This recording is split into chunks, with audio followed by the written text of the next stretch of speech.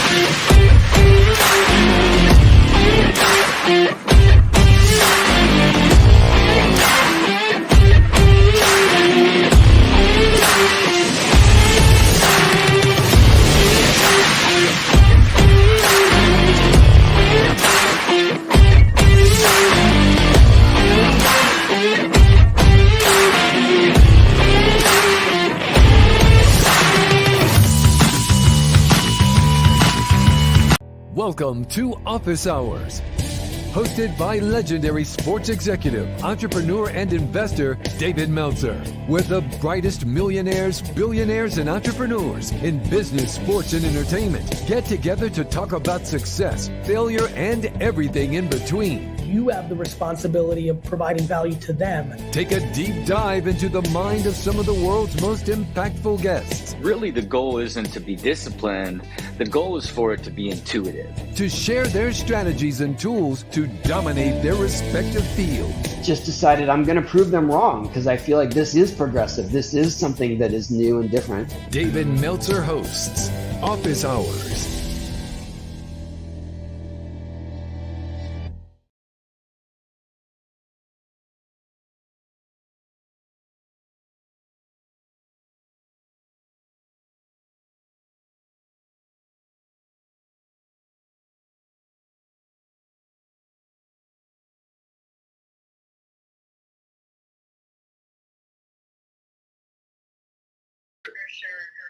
Yeah.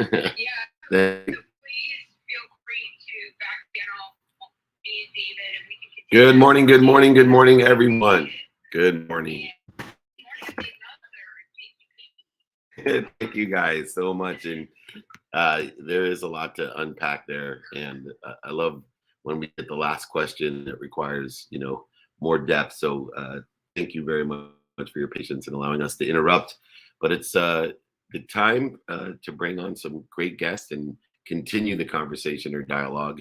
We've been doing these trainings for a while. Jakey Bakey, why don't you go ahead and set the room since we have so many people in here. Thank you, everyone. We're doing a little bit of Friday training. We'll bring up some questions, so load those up for me here, please. We've been doing this for over 80,000 people registered, Mikey, for the training now. Not bad, starting with 2 people over 23 years ago for a little bit of sales training where the 3 characteristics of energy can take place, the aggregation, the compounding, and acceleration that occurs. So I want to welcome everybody here. Jakey's setting the room. You can do that at the bottom here. There is a little arrow with the square. If you push that, you copy the link. You can share with your friends. You can share it on Clubhouse, Twitter, Facebook, messages, wherever you'd like. So let's continue to share the room, everybody. Share with your friends, share with your family, follow the people on stage, follow the people next to you. And also, I know there's a big announcement today. Office Hours Season 3 airing on Apple TV, Roku, and Reach TV. So if anyone wants to check that out, we will put that in the link at the top. And of course, feel free to email David as well for all the links. So Dave, let's get going on today's Free Friday training. Welcome, everybody. Yeah, so it's interesting because with the show coming, Oh my goodness, thank you so much. It's my first time using Clubhouse. It's amazing how many times we forget. Thank you, though. That's awesome. Oh my God, I can't believe I did that. Anyways, looking at with the TV show, the aggregation, the compounding, and acceleration that occurs, and as I look at those three characteristics of energy, whether it be money, behaviors, uh, circumstances, when we see the three characteristics that indicate progress in our lives and growth, I think understanding and focusing that one, energy aggregates on itself, Jake. So if we do the same things again and again and again, it aggregates not only upon itself, but by attracting more of like energy to it. And then that creates what's called compounding of energy, which gives you an exponentiality in the progress. So not only does energy aggregate and attract upon itself, but it compounds, giving you an exponential result. And then the third characteristic is acceleration. So because human awareness is not capable of seeing progress, especially instant progress, the acceleration allows for greater statistical success because we see progress sooner and it continually comes to us faster, which gives our own self a reward or an indication that we're moving in the right direction, that we're aggregating the right energy. And so we have a ton of people coming on today, and let's load up the questions. I'm going to take a quick question, Jake, just to get started. There's a ton out here. Here we go. This is a pragmatic question, which I've been focusing on a lot in the sales trainings that I'm doing. It says, what is the best way to get people to call you back? Well, number one, why is that important? The easiest way to have greater success in sales, especially today, is to get people to call you back. And the reason is that in the past, we were limited by the number of asks we could have or people in our pipeline or connectivity of a community when we were selling of people that could help us or know people that could help us. And why it's essential today is that in person, on the phone, via email, and media wise, anyone, no matter what your brand, service, solution is, has thousands of people that they can ask a day in order to align with the shared vision or to articulate quantitative value. And it becomes more important to get people to call us back because let's say that on average, 7 days a week, you have 1,000 opportunities, 1,000 options, 1,000 asks in whatever you're selling, compared to maybe 5 a day or 3 a day. Well, why getting people to call you back is so much more important is that if you today have one person call you back out of those 1,000 people that you're in contact with, the fastest and easiest way to be successful is to get 2 people to call you back. In fact, your sales will double, or 3 will triple, 4 it will quadruple, without getting any better at sales, without going through a 5 to Thrive training, without understanding all the components of or been practicing articulating the quantitative value to exceed what you're asking for. The simple fact of getting people to call you back is the most important thing, because not only will you instantly get a greater result, but you actually are practicing your own sales pitch. In other words, that you'll automatically, without any training, without any help, get better because you'll have more conversations when people get back to you, and you'll have better practice in the most crucial part of selling, which is the capability of articulating quantitative value to exceed what you're asking for with full credibility and emotional attachment without overselling, back-end selling, lying, manipulating, or cheating. And the best way to get people to call you back is simply call them or ask them and find out what is of value to them by saying, hey, I'm interested, not interesting. At its core, getting people to call you back is, hey, I'm interested in what you're doing. I'm interested in buying what you have. I'm interested in learning more about your company. I'm interested in you, and they will call you back. Now, your capability of being able to transition that interest into would it help you if, by understanding and being more interested than interesting, is the next technique in order to increase the efficiency or statistical success of what you're doing. So very easily, that is to me the number one priority that I have today. Teach people how to get people to call them back. All right, Leo, bring on our first guest here. I don't see my friend Jason. No. Do you see Jason there? I don't see JC Jason in here. Nope. I don't see Jason yet. Do you want to take another question on Yeah, I got tons of questions. Not a problem. All right. Here we go. Favorite question to get asked in an interview. Look, my favorite question to get asked in the interview is what would help the interviewee or the interviewer in the community the most.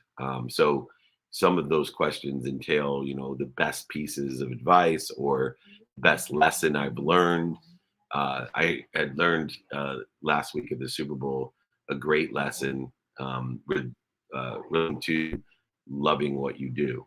And there's an old saying, if you learn to love what you do or you love what you do, you'll never work a day in your life. The Bob Parsons, the creator and founder of GoDaddy, he changed that around and blew my mind by saying, if you love what you do or learn to love what you do or learn to love the people around you or the ideas around you, if you learn to love what you do, it will tell you all its secrets.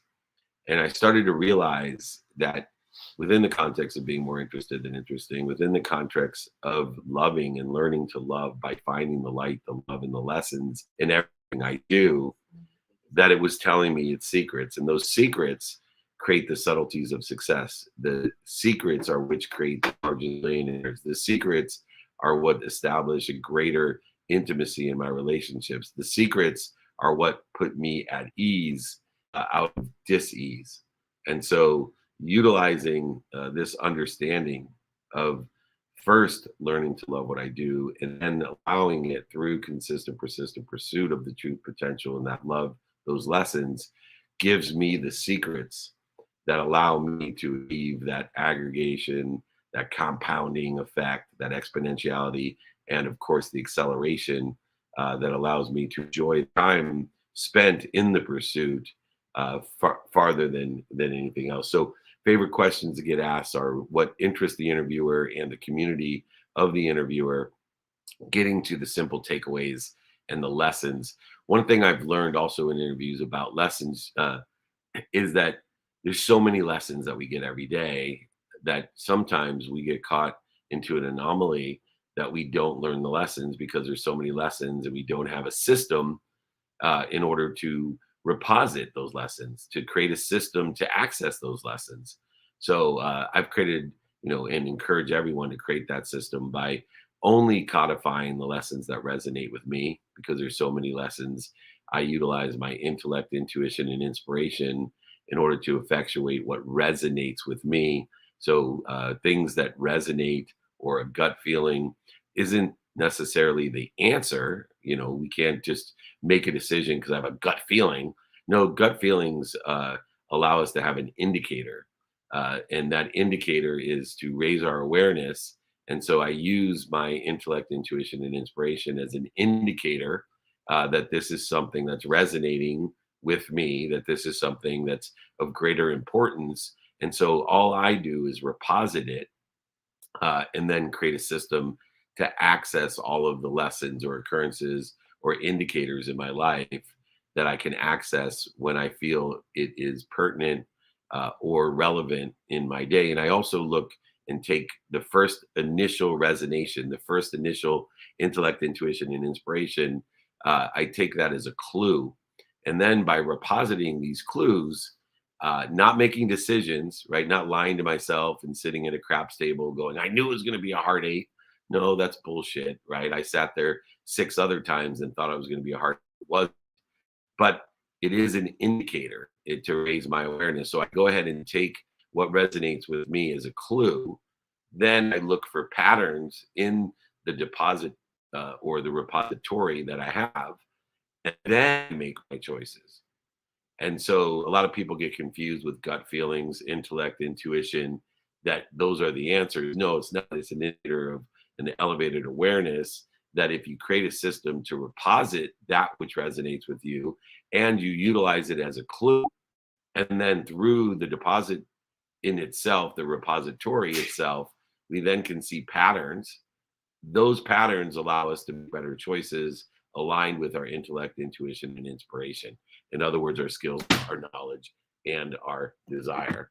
I want everyone to really let that one resonate. And it's changed my life because I have garages full and storage facilities full of bank boxes of all the different undergrad, law school, business school, seminars, masterminds, speeches, trainings that I've been through that are completely wasted because they're sitting in banker boxes. And I took down notes of everything instead of just that which resonates with me. And I did not, or sometimes could not, because of technology which exists today, to be able to access those lessons as well. And so looking on there, Jake, do you think there's someone here that wants to come up in a place of Jason? Sir, I reserved him a spot. I do not see him. Do you see Jason Julius here? Yeah, Jason, I think, having a little bit of technical difficulties on his end, Dave. Okay. We'll take a question here on Clubhouse, and then we'll go to Mike Kim on Instagram. That'd be awesome. Thank you. Perfect. Let's bring up Gigi. Gigi, if you want to unmute yourself and feel free to ask Dave a question. Welcome. Hi. Hi. Can you hear me? So, David, I have a question for you because I think the biggest lesson is consistency. And when you say you can't say thank you 30 days straight, when you haven't put it's like the proof of that. And also, you've done this training for over 20 years. You are showing up every day on Instagram. You're doing 3 days a week, your office hour on LinkedIn. What is the secret of you being so consistent? I call you the habit machine, and I'm wondering what is the practical thing we can start to tomorrow to implement this type of habits in our lives? Well, I think it's utilizing daily practices. And so the simple fact of, making the habit machine itself my number one habit, because if I can create a habit machine through the 5 daily practices, which, I will sell to everyone along with my book. So if anyone wants the habit machine or these daily practices, just email me. It changed my life. And so what I mean by that is that the daily practices themselves are a habit machine.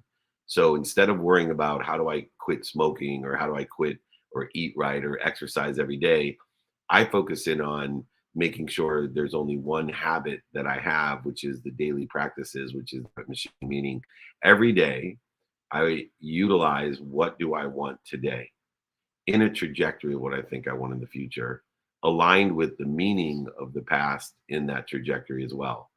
And this habit machine of what I want personally, experientially, giving, receiving wise, and then moving to, okay, if this is what I want personally today, experientially today, giving wise, productivity today, and receiving wise, then who can help me with this? Because I know the fastest way to get to where I want to be, the fastest way to get to what I want is to find someone in a situation that's already there. And then also, who can I help with what I want? Who can I help with where I'm at? And once I know what I want, the nothingness that most people live in, being tubes, food in, food out each day, rolling a boulder to the top of the hill just to have it roll down to the bottom every day, changes. That nothingness, by knowing what I want, becomes a possibility. By knowing who I can help and who can help me, it's a probability. Then I utilize time as a dependent variable, understanding that everyone is only one limitation of today, which is 24 hours. So I want to utilize that time to be productive, to provide value, accessible, to access what I want and be accessible to others so they can access what they want. And of course, as you mentioned, gratitude. I know that by finding the light, the love, and lessons in everything I do, that the secrets that create efficiency, effectiveness, and statistical success will come out. So once I know my how, by utilizing time with the activities I plan, the activities I don't have planned, my sleep, the activities I get paid for, the activities I don't get paid for. Once I know my how, I now have a perspective for just today. And that perspective is aligned with the trajectory of where I think I want to be, knowing that I don't know what I don't know, but having faith that I'm being protected and promoted by the mistakes, failures, and setbacks of today, and utilizing the meaning of the lessons I've learned in the past by identifying the fear that exists of the past, called regret and guilt, to alleviate the fear of the future, called anxiety. And if I focus in on today as a habit machine, I can institute whatever I want to institute today in a trajectory where I think I want to be, which will allow me to do one thing: prioritize. So if I know my what, it's a possibility. If I know my who, it's a probability. If I know my how, it's a perspective. But to create a reality, I have to know what's important to me and prioritize each and every activity, the ones that are planned, and even more importantly, the ones that aren't planned. Prioritization is the antidote to feeling overwhelmed. Prioritization is the antidote to procrastinating, which is a huge problem, why people aren't consistent. And the utilization of the daily practices allow me to shift my paradigm from trying to get more every day, trying to be happy, healthy, be wealthy, be worthy, to I am. Understanding there's something bigger than me that loves me more than my mom, something bigger than me that protects and promotes me, something bigger than me that's omniscient, all powerful, and all knowing, that's guiding me in the trajectory of what I think I want, but allowing me to be humble and knowing that I don't know what I don't know, to be able to alter the course of my trajectory tomorrow by my now. If you know what you want to do now, what's important to you, and what to do next, the aggregation, the compounding and acceleration towards what you think you want is exponential in totality, which gives you all the capability of being aware of the progress that you're making and gaining the secrets that make it easier to get to where you think you want to be or better. And so the daily practices of knowing your what, your who, your how, your now, and applying your why, instead of searching for a why, procrastinating and feeling overwhelmed, is the habit machine. Therefore, when I want to do something consistently, persistently, without quit in the pursuit of my potential, that I don't have to falter in, something as simple as saying thank you, but instead, as long as I focus in on the machine that allows me to do and to be and to enjoy the consistent, persistent pursuit of that potential, everything is at ease. I'm simply identifying that which puts me at dis-ease. And it's either regret of the past or anxiety of the future, or non-prioritization of the present. And so by focusing in on identifying that regret or identifying that anxiety, and then utilizing the prioritization of what's important to me, not what's important to other people, which is so prevalent today with social media, not what's missing, which is so prevalent today with social media, and not what you don't want or don't have, but simply knowing what's important to you and prioritizing accordingly to what's important to you in the trajectory where you think you want to be with these daily practices and habit machine. What a great question, by the way. If anybody wants the exercise to create a habit machine, to have daily practices of what, who, how, now, and applying your why, in conjunction with my book, just email me, david@dmeltzer.com. More than happy to send it to you as well. Jake, why don't you reset the room, and we'll move forward from there. Perfect. Thank you, Dave. Thank you, Gigi, for that question. Quickly resetting the room. Welcome, everybody. This is Breakfast with Champions. David Meltzer's hour here. Dave's been doing free Friday training for over 23 years. And today's topic is Fireside Chat. Also, if anyone has any questions they'd like to ask David here on Clubhouse, just feel free to raise your hand or back channel me, and we will aim to bring you up. Also, as Dave mentioned, go ahead and his free trainings or guides, even a free book. He also pays for shipping as well. Just email him, david@dmeltzer.com, david@dmeltzer.com. So, Dave, I think Mike Kim is ready to go on Instagram if you see his request. And then if anyone wants to join you on Clubhouse to ask a question, just feel free to back channel me or raise your hand, and we'll bring you up right after Mike Kim. You got it, my friend. Thank you so much. And thank you, Gigi, by the way, my two favorite letters of the alphabet. I got my M&Ms and my Gigi in my life, and I appreciate it. And we will grab the incredible Mike Kim. If you're not following him, please do. He's an extraordinary resource as well. There he is. Speaking of resources, Mike Kim, how are you? Good morning. Good morning. Good to be with you. It's great to be with you. You know, you and I deal as business mentors with branding. And I want to start with how branding has become more important today than ever, and what type of branding is most important today. Yeah, I think branding is just more important today because of the way that we all communicate. You know, here you are on a Friday morning, David, free, you know, and you're sharing your expertise, your wisdom. We all have these media platforms now because of social media channels. And what I say is that, like, attention is kind of like the new oil. There are a lot of people who say that, right? And if that's true, then your personal brand is the pipeline. If you think about how people transact. Uh-oh. We got a little frozen here. I should bring oh my goodness. All right, we'll work on that. Jake, we're having a good technological day today. We were talking about personal branding and how important it is today to utilize personal branding. And what is your personal brand? And for me, it's understanding those three things. Your essence, your authenticity is created by knowing what skills you have, what knowledge you have. And knowledge is it's fought over all the time. But there's two pieces of knowledge that are most important: what you know and who you know, both. And then what desire. And if we can align and be consistent in understanding our essence, our authenticity of what skills do we have today, what knowledge of who and what desire, we can, so easily be able to understand what our brand is and communicate that effectively. And so, looking at where we're at here, how do we do that? Well, number one, don't try to be something you're not. So, I use Dr. Pimple Popper because she's my favorite, just a huge brand. And I just am amazed that somebody can have a Bravo TV show when their skills, knowledge, and desire is popping pimples.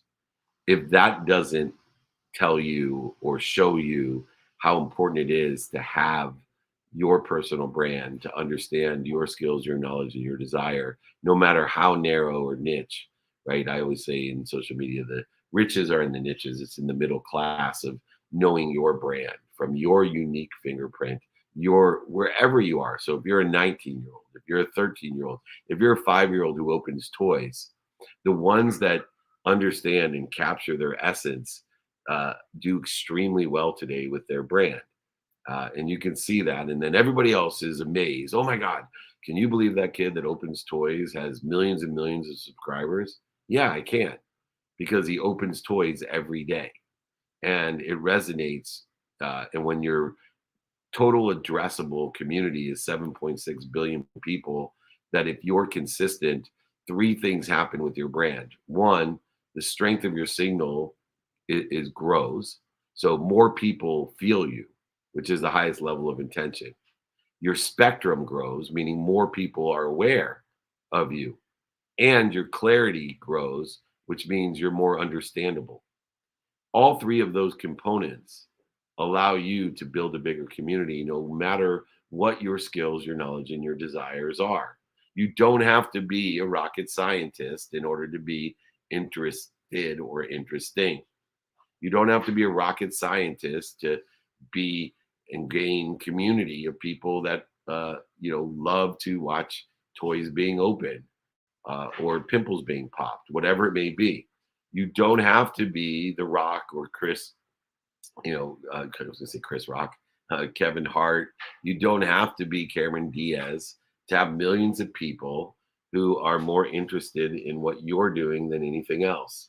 And so, as we look at these branding and we look at these experts, like Mike Kim, who I'm trying to get back on here, and we're working on it as technology is working in our favor. We have too much energy. There he is. All right, Mike. All right. So I was giving a little soliloquy about your personal brand, but go ahead. Tell me about, because you're the expert, brand strategist, brand mentor, best-selling author of You Are the Brand. I was just explaining skills, knowledge, and desire.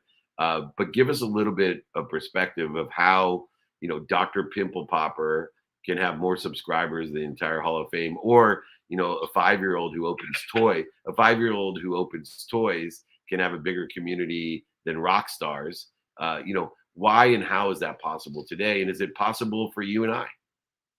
Yeah, it's absolutely possible today, because if those two can do it, I mean, almost anyone can do it.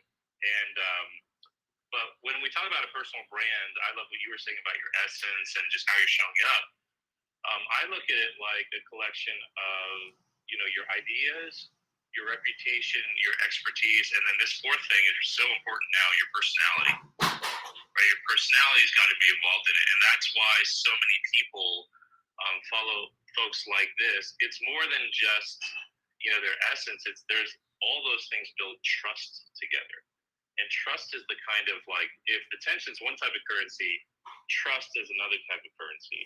And you had mentioned the consistency. When we talk about building a personal brand, it's like consistency is greater than intensity. Some people just show up. It's like going to the gym. Great, you can work out for 3 hours a day for a week, but the person who stays consistent with it lasts way, way longer. So there's a part of it there too, where we talk about a personal brand. It's the identity that's composed of your ideas, your reputation, your expertise, and your personality. These people feel like it's like a friend. It's a friend.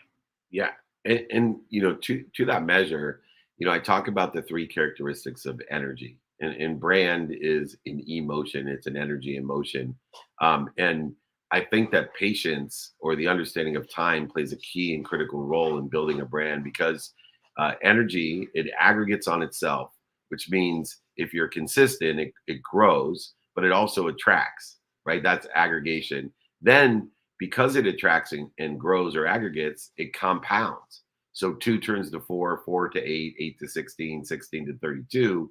And then it accelerates, which means that it comes faster and faster. The aggregation and compounding happens faster and faster. I'm going to use podcasting as an example, because there's about 3 million podcasts today, but 99% of the podcast people don't get to 10 episodes. And when I coach people on how to build a community and utilize a podcast to build a community, I make them, if they're going to hire me to help them with that type of branding, I said, well, let's get 10 podcasts in the can. And they're like, well, why?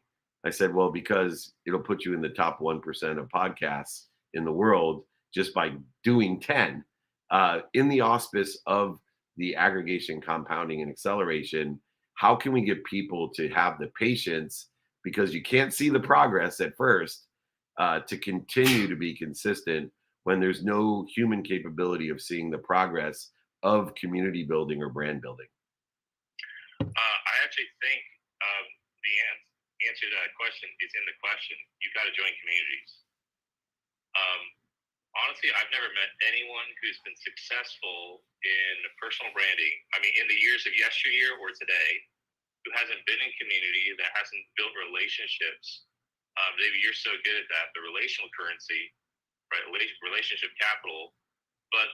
And it's one thing when you have a coach. I've seen that to be true. When you have a coach and one person guiding you, but when you're in a community of other people who are moving forward and stepping out and venturing into these things, I'm always surrounding myself with people. Anytime I'm trying something new, right, like a new initiative in personal brand. If I want to grow a YouTube channel, what am I going to do? I'm going to get into a community of YouTubers, right? It's going to move me. It's like the difference between a solo sport and a team game. Right, and that kind of forward move, the young elephants run with the older ones, right? And it just kind of moves you that way forward. Also, when you're looking at building an audience, it's just like anything else. Everything moves faster when you know people who know more people. So when I talk about patience, I remember the first time I podcasted was I launched my podcast in 2014, and everyone thinks I got it really early. And I guess it is, but when I started, I thought I was late. I really did. I thought I was so late.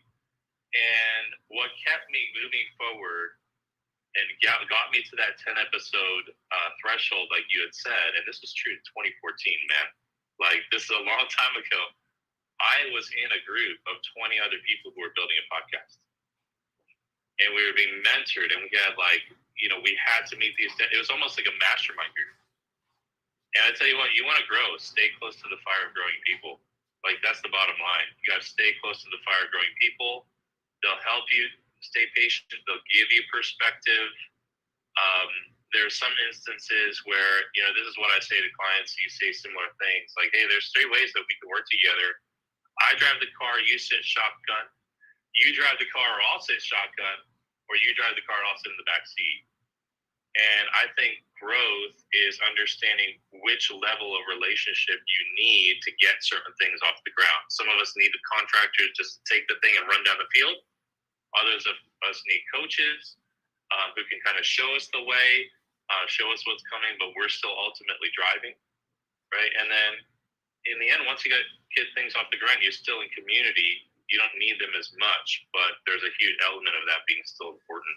So yeah, it's community, man. It really is. It's so important to build that community through brand, though. And one of the other lessons as we finish up is that a lot of people are chasing. And I know 6 years ago, Super Bowl 6 years ago, I met Gary Vee, and I remember asking, "What is a Gary Vee?"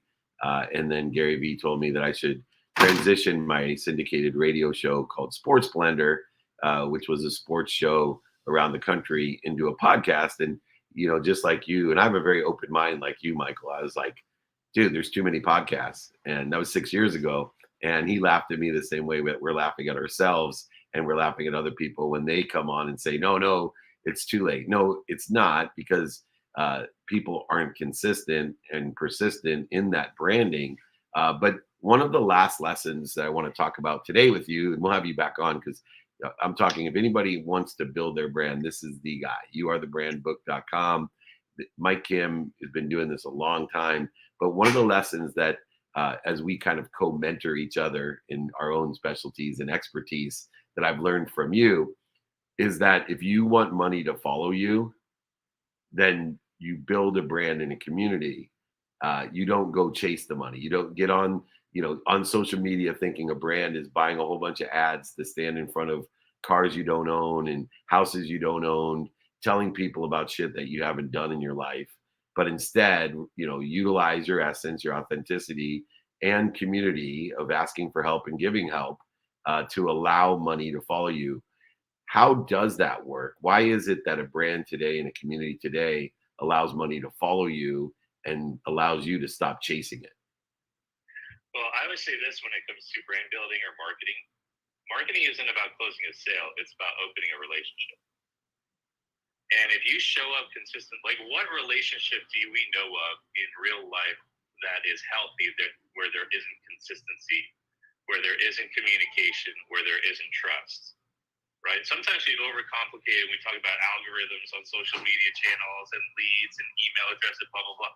But at the end of the day, if we want to build a community, we have to do the same things that we have to do in real life. You had mentioned some of the people posing like in front of a mansion or something like that and kind of passing it off as their house.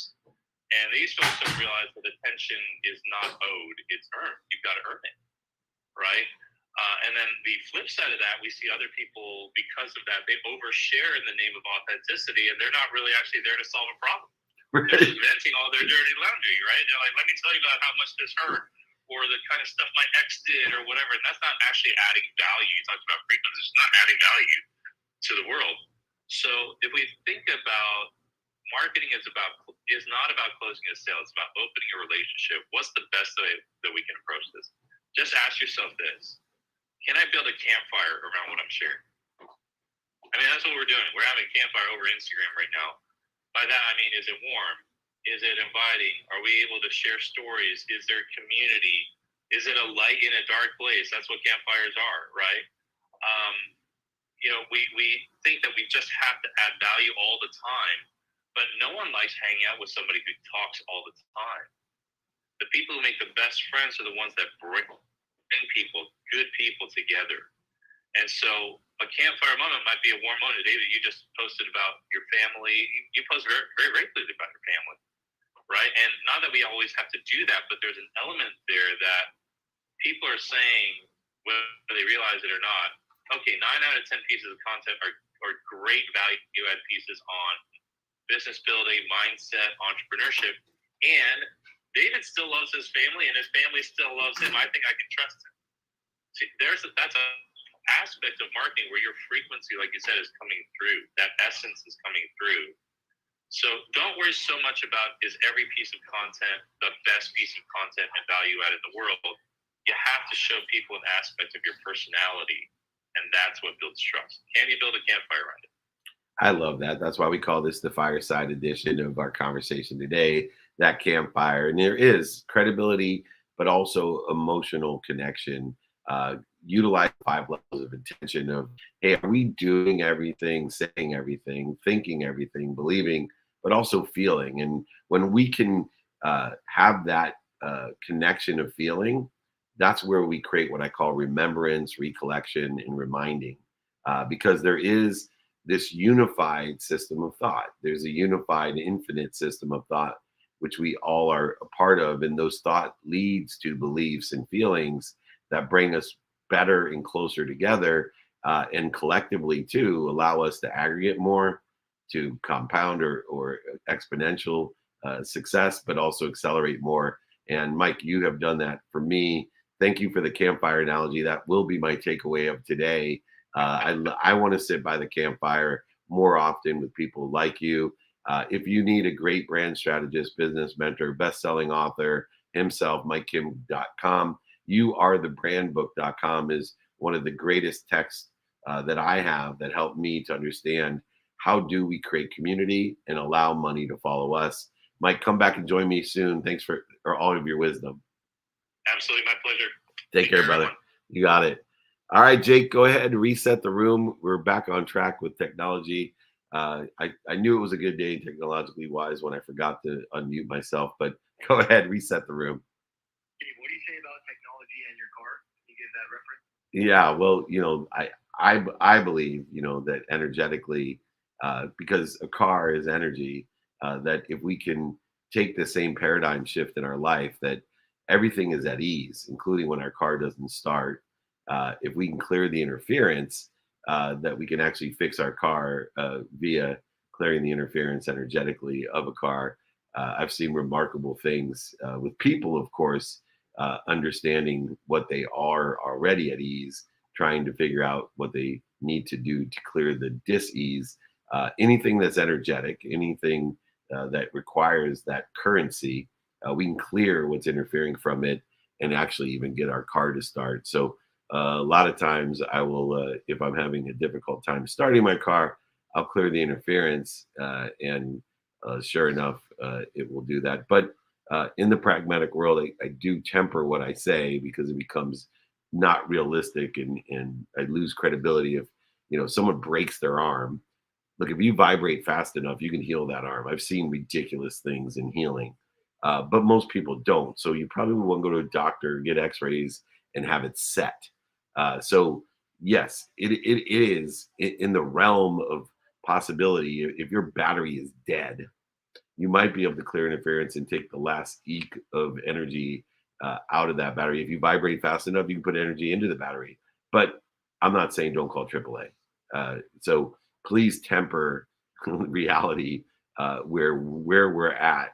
But the concept, the overriding concept of understanding that we are at our best at ease, and if we focus in on clearing the interference instead of trying to go get something that we already have, that's the bigger lesson, tempered with reality. And I think that's real important.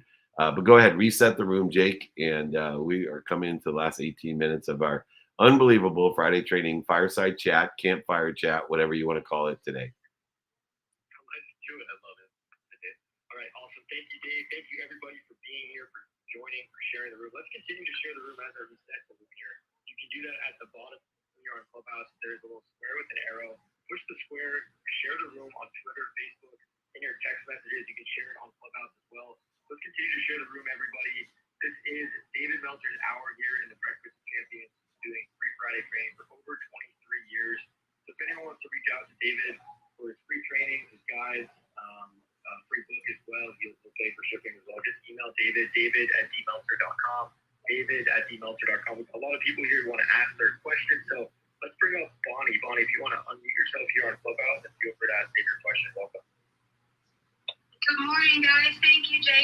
much for inviting me onto the stage. Good morning, David. Good morning. This was no coincidence. I love how you talk about that. I would actually love for you to share your take on how coincidence actually works. I was just having a conversation right before I hopped down here with my friend and partner in Unbreakable Stories, Terry, about the first phone call I ever had with you and how I was super excited to do all these projects and my health was a mess, and you were like, you're not going to do any of these things until you get your health in order. And it was the best slap in the face that I've ever had in my entire life. Oh. And it set me on the right path. And then we did start talking about the pragmatic ways to do that, and sleep was the first thing. So if you could share. Yeah. Well, you know, it's interesting because I'm studying the Bhagavad Gita right now, and it's a daily practices written in Sanskrit, and they talk about karma. And I've always had my own, you know, philosophy about karma and my own understanding of karma. But it was really funny that they utilize a definition of karma in the Bhagavad Gita of coincidence or consequence. And for me, that really resonated because I believe coincidences are the mathematical equation of luck. It's the universe coinciding with what we want or better. And in order to get what we want or better, we need to do two things daily. And that's why I want to send everybody my daily practices. So email me. It absolutely will help you. But in order to effectuate these coincidences of karma, what we need to do is, number one, know what we want, focus in on and give attention to what we want. And then what we want to do, say, think, believe, and feel in the trajectory of what we want or think that we want. And when we give attention plus intention, all 5 levels of it, thinking, saying, doing, believing, and feeling, attention plus intention equals coincidence. It allows the universe with its source to create a greater resource in us. It allows us to take advantage of the omniscient, all-powerful, all-knowing source that loves us more than our mom, that makes us a greater resource in order to effectuate what we want or better. In other words, effectuate the protection and promotion that we've already been given, not punishment. It allows us to utilize all these things that we've talked today in this campfire to facilitate the aggregation, the compounding, and acceleration towards a trajectory of what we think we want to reach our potential each day, or close to our potential, to consistently, persistently enjoy that pursuit of that potential. And I believe that mathematical equation of luck, of karma, of coincidence that's created by paying attention plus giving intention to what we think we want will allow for the protection and promotion and the coinciding coincidence and consequences that we want or better. And I repeat, or better, because we know the limitations that are created by the meaning we give the past, the utilization of time in the present, and the anxiety of the future. Self, our limit. We can never outdo our own self-image. So therefore, the future is only limited by ourselves. Those are the 3 interferences that we focus in on in the daily practices, in the understanding of coinciding, coincidence, consequence, and karma. And if we can do that, we statistically every day will have greater progress towards our potential of what we think we want or better, because we're protected and promoted, not punished. And yes, the non-negotiable, which I always start with people, is to re-engineer their prioritization of health first, family second, finance third, or activity they get paid for third. And that allows me on my mission to empower people to make a lot of money, help a lot of people, and have a lot of fun. Embody one of the greatest celebrations that I have, because I try my best the majority of the time to be a celebrant, not a celebrity. I surrounded myself with celebrities, and I understood it's much better to be a celebrant. But one of the things that I celebrate is the extreme progress since the day that we've met years ago of how healthy you are and how you understand how we clear the interference between you and your health, your wealth, your happiness, and your worthiness, all closely tied together. Jake, I got to bring up, I see a great fireside chat, a campfire buddy of mine. Jake, would you mind if I go ahead and bring up Rob Gill? Bring him up. Yes, please do. Make 2 s'mores. I'll be waiting. S'mores in the morning. All right, Rob Gill, can you request to come up here? I saw you in here, and it's amazing how unprepared I am technologically. I like trying to get people to join here, and it's so interesting. You know what the problem is with technology and me, Jake, is that most of my friends are older. So what is common sense to Miles and you is a complete challenge to Rob Gill and I. But more importantly, we have some great assets from experience. Rob, how are you doing today? I'm doing well, Dave. I'm doing well. Happy Fun Friday. Thanks for having me on as usual. It's an honor, and I love spending any time I can with you. I love spending time with you. And, I was talking about a generational difference, and, I'm blessed to work with people of all generations. I never thought I'd be on TikTok. I resisted it for so long. But there's different communities and different audiences. And you're one of my financial advisors. You're someone that sits in a situation I want to be in. I'm someone who has lost over $100 million, and I want to know how I did that. So I go to people who sit in a situation I want to be in and say, hey, what was I missing? And why or how did this happen? Because I think we're going to go into, more of an economic downturn. And I'm sure there's some strategies to be able to take advantage where the margins of millionaires are made. But for you, understanding where people are at was so important. And that really made me more attracted to you than anyone else, because you weren't really interested in talking about, what I should do. What you were really interested in is where I was at and learning about me, and then finding out who could help me or how you could help me, if at all. How important is it when, we're doing stuff, especially with finances, to learn about the person that we're talking to? Yeah, David, question. I think when I think about each person out there, there is a intimate relationship with money, right?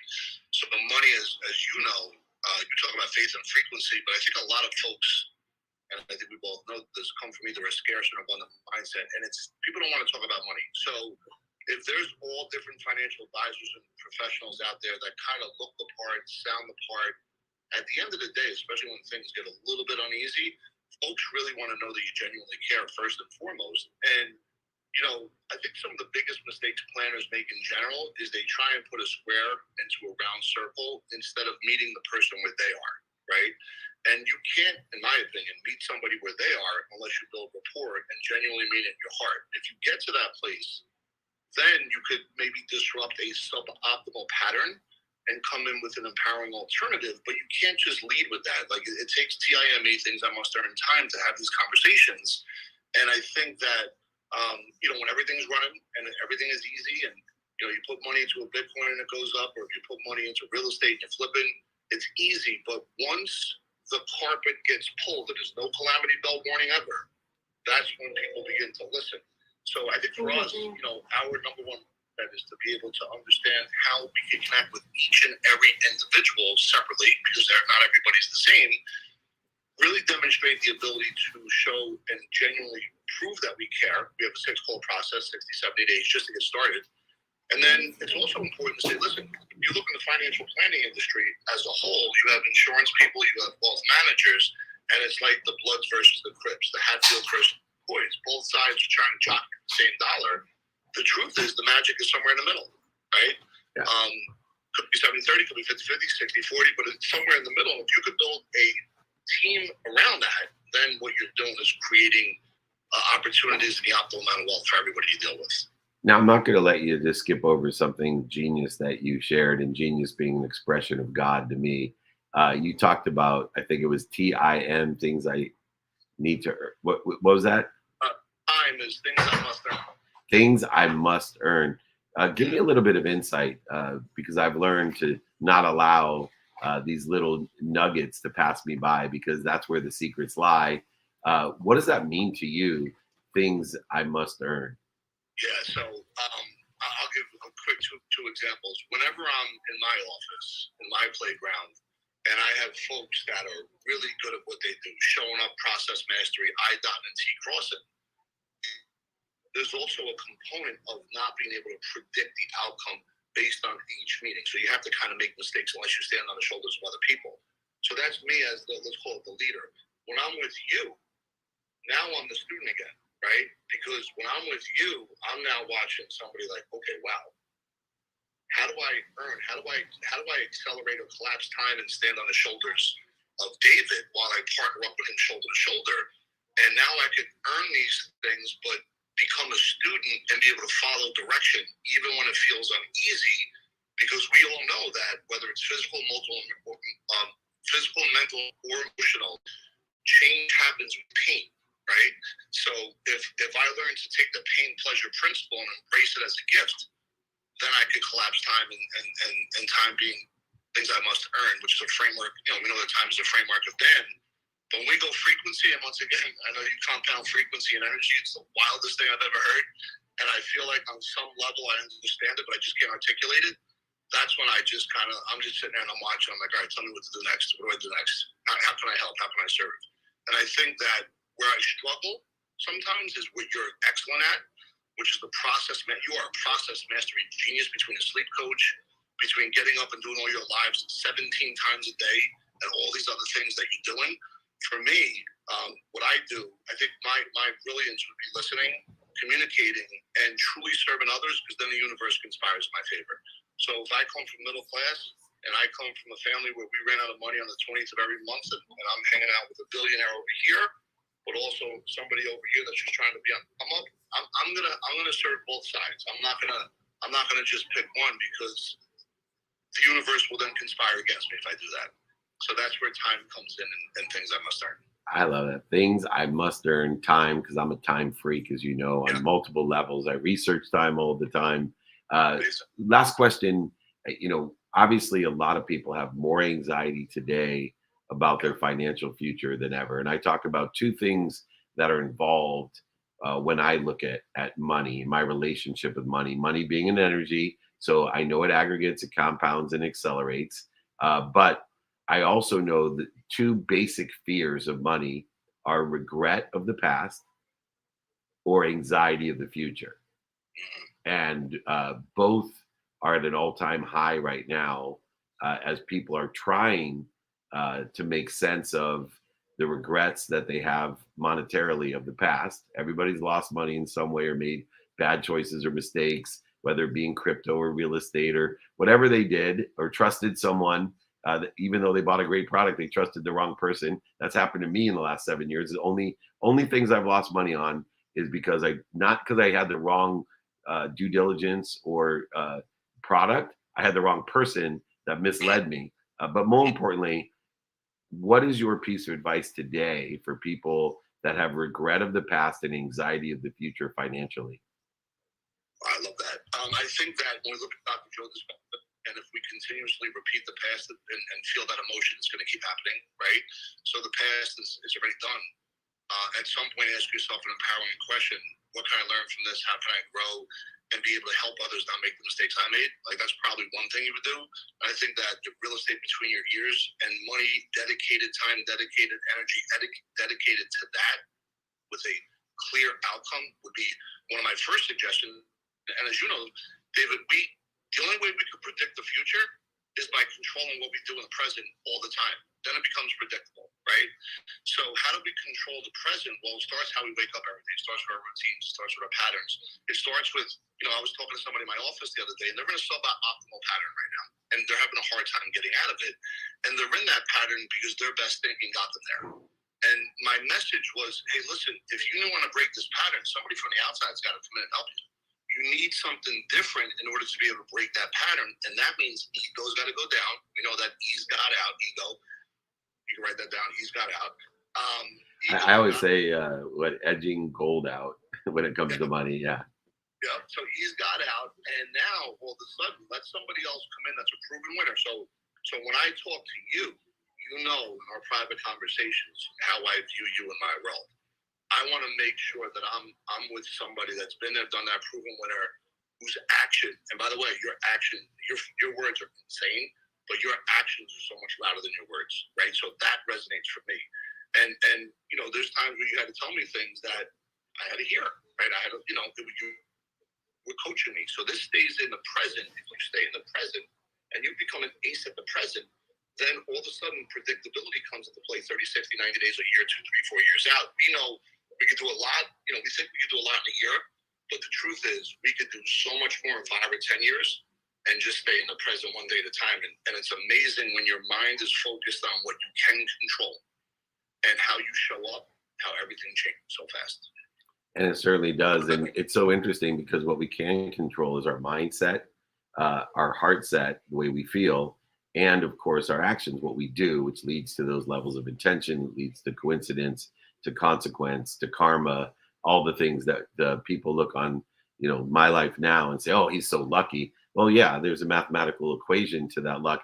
Another point before I finish up here that I love you and Bonnie brought up, because it's the hardest part for me to mentor, and it took me years, right? Years to do, is she said, well, you slapped me in the face, Dave, and you told me the truth and said, before you do any of those business things, you're not healthy. Let me help you with the most important thing. And, that was one of the areas too that you took control of. And, you're financially super successful. You help so many people financially be super successful. And now you're healthy, successful. And you've been able to accelerate and compound, your health. I can see it here because we do some lives together. It makes my heart sing that, not only are you healthy, wealthy, worthy, and wise now, and be able to share that with others too, to empower others. So I think, when I slap people in the face with the truth, I'm going to lose some people, but I also know that I've saved a ton of time, because if I didn't slap them in the face and I continued on, they would just go through the motions, going the extra mile every once in a while. And then guess what they'll do? They'll justify why they're not where they want to be, because Dave Meltzer is a shitty coach. See, I'd rather slap them in the face. And if they stick around and say thank you, then I know I have someone that can empower others to empower others. And those people that aren't ready for it, I'd rather them say, hey, that was mean of you to tell me the truth, than me waste their time and mine and then get blamed for the fact that they're not where they want to be. I can see you're where you want to be. It's 10 o'clock here in New Orleans. We're here at Mardi Gras. I'm the only idiot that brings 2 12-year-olds to Mardi Gras, but we're going to have a great time. Thank you, Rob Gill. Thank you, everyone. Jakey Bakey, go ahead. Let's close out the room. Give them my email address to get those 5 daily practices or my book, or just reach out to me for help. I am happy. My name means beloved servant. I am a beloved servant as much of the time that I can be. What a great new philosophy of time. Things I must earn. TIME. Go ahead, Jay. Close out the room. We're still right on time. Perfect. Thank you so much, Dave. Thank you, Mike, Kim, and Rob. Thank you, everyone. We appreciate you. This has been a great campfire day. Campfire training with Dave Meltzer. A little fireside chat. Let's all warm up together, share our ideas, a little bit of humor, a little bit of love, a little bit of emotion, money talks, and the BS walks here every single Friday. Please join me. We've been doing this for over 23 years. If you want those 5 daily practices, once I said, reach out to me, David at dmeltzer.com, David at dmeltzer.com. I appreciate Mikey and Raluca for producing the show. As always, please join me next week. Be more interested than interesting. Be kind to your future self and do good deeds. We'll see you soon. Thank you, everyone. All right, everyone.